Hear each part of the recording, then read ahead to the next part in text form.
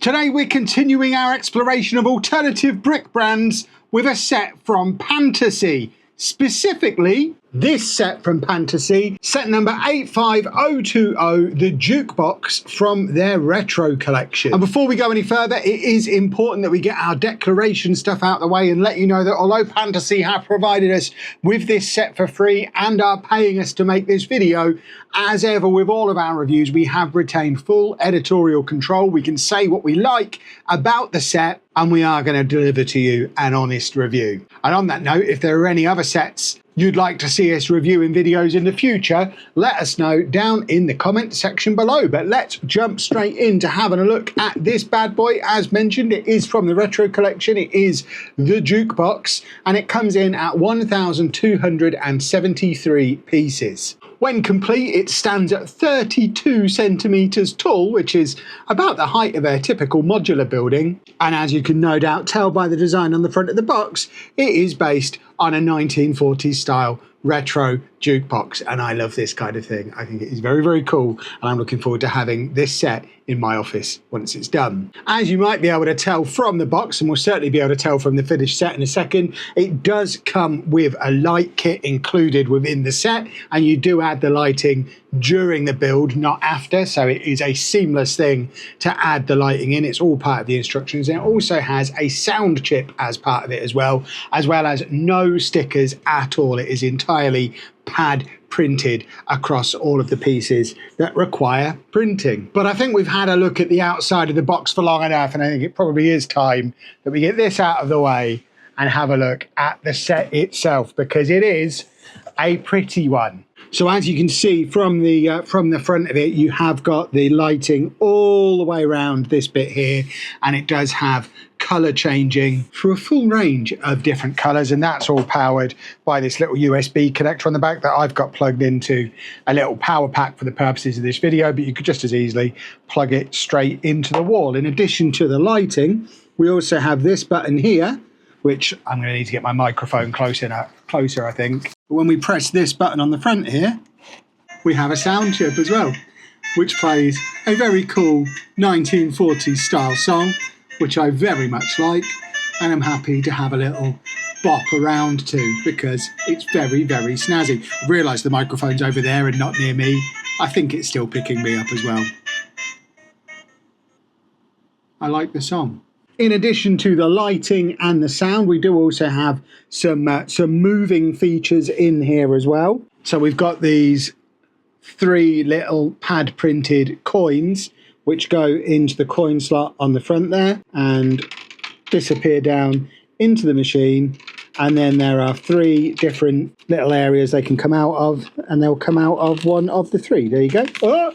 And we'll try not to throw them across the table. If we leave that open, they just slide straight out, but we can close it up and make it so that they stay inside the machine so that I'm not going to lose them, which is good, because I do lose things like this. In addition to that, I'm bringing you closer because I want you to see what I'm doing. We've also got some moving pieces in here as well. Keep an eye on the record in there. When I press this little button on the front, you'll see that the records change. So it's moved across from one side to the other, and then we can press that button to return it back again. There's actually 4 different records in there. The one that we've got moving back and forth is the yellow one, but there's 4 different ones to represent different genres of music. The yellow one is rock. If we bring you back in close again to have another little look, you can see that we've got so much printing all over this. The detail on it is very, very snazzy with all of the printing, and I like that very, very much, and it does look like a really cool display piece. And it's not just the cool stuff that's on the front of the set. We've got a little door that opens up on the side that has a little sliding out thing where we can slide out this little action scene that lives inside the jukebox with the little figure in there having his little band. He's got his microphone, he's got his drum kit. I've realised I've put the drum kit in. Have I put the drum kit the wrong way around? No.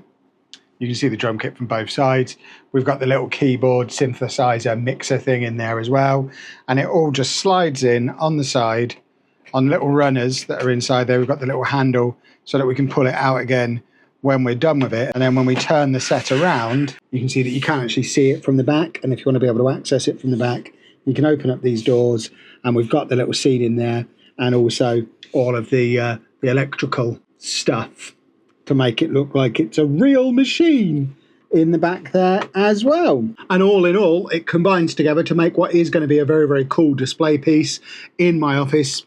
If you've seen any of the videos that come from my office, you will see that I do like to have some light in the background, and I'm thinking I'm probably just going to leave this plugged in the background with my little YouTube neon sign, and just have the colours changing and have it being an interesting little thing, changing colours in the background of a lot of my videos. So I like it very much. I do think it's very, very cool.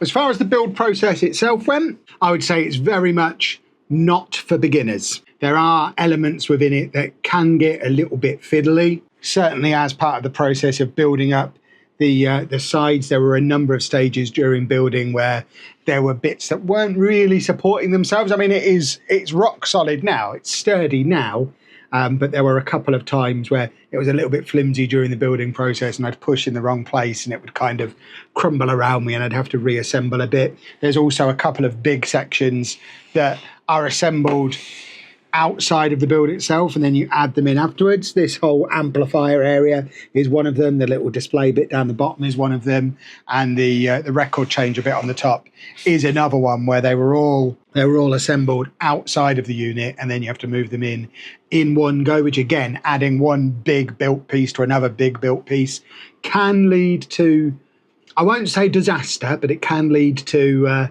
having to try it a couple of times to get it exactly right. I think if you're an experienced builder, you should be fine. It probably took me, I would say, maybe 3 hours start to finish. That is taking into account that little bit of having to redo the odd bit because I was a little bit too heavy-handed with it. If you've seen me using light kits in the past as well, you will know as a general rule, I hate light kits and try to avoid using light kits wherever possible. My exception is for sets like this, where it is integrated within the build and within the instructions, because it just makes it so much easier. There's no assembling the set, pulling it all apart, and then trying to ram light cables in where they don't really want to go. This, right from the beginning, it's one of the very first steps. You're starting to add in the cables, starting to add in the lights, and they all pass through in a logical way, feed around the front, and there is no squeezing them between bricks to reduce the stability of the bricks. It all fits together nicely, and as you can see, the final effect is a very, very cool one. It is worth bearing in mind as well, although the lighting is all powered by USB, the sound chip is actually a separate battery that you do have to buy separately, which we didn't realise. So we did have to order one of those and put it in afterwards, which, again, the changing of the batteries is a little bit fiddlier than it needs to be, I think, because the battery bit is kind of underneath and in the back. So in order to get to the battery, you kind of have to pull this bit out, and it's a little bit fiddly. So it would have been nice if it had all been connected together to the USB. I can see why it wasn't, because they're in completely different parts of the build. But it does mean that eventually, when that battery does run out and I want to play the song, I am going to have to do a little bit of disassembly or develop much smaller fingers so I can get the little, you can see the little sound block is resting in there. So I imagine somebody with smaller fingers than me probably would be able to get in there and fish it out. Another thing worth mentioning is the instructions. Let's pull them out. It is quite a weighty, solid instruction manual, but it does break it down step by step, so you can see you've got your numbered bags, and then from there you know what stage you're going to be assembling. You can see right there, in, as I was saying before, in stage 1 you're already adding the cables and the light kit stuff, so it is nice and straightforward on that front. I also really like the way in the instructions, as well as putting the pictures in, it does have a little text description of what you're actually looking for. So for example, on that large plate there, it tells you you're looking for a 6x16, which might seem obvious on the smaller bits, but when you've got multiple quite large bits in slightly different sizes, that does actually end up saving you some time when it comes to sorting through your pieces, because you're not having to count everything in the book and then count again on the Lego. But the instructions in general, I think were pretty clear, pretty straightforward. Like I say, there are a few moments where you need to use a little bit of experience as an experienced builder, where if you were a complete beginner coming into this, you might not be completely sure what is expected. But I'm assuming anybody watching a video about this is probably of a level where they can cope with a slightly more complicated build anyway. And you can see on there, the diagrams are nice and clear, showing you where the light cables and everything should be. And I got on really well with the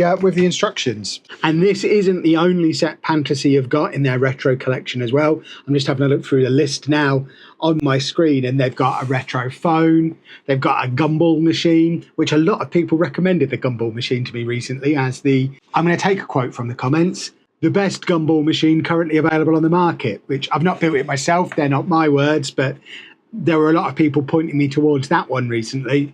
And they've got a retro 90s PC, a retro television, a vintage. There's some really cool retro stuff. And for someone like me who is old, I like the idea of having a few retro bits and bobs knocking around the house. And I think this is certainly a set that even if you're not into building stuff out of tiny little bricks, you could have something like this on display in your house, and it's just going to fit right in with normal person grown-up decor. And I think that is a nice little feature to it as well. And I could play with this record changing bit all day long. I love moving parts and I love a mechanism, and I have already had a lot of fun with that, and I've not worn it out yet. This is the first ever Pantasy set I've built, and I've got to say I'm not disappointed. I had a really good time building it.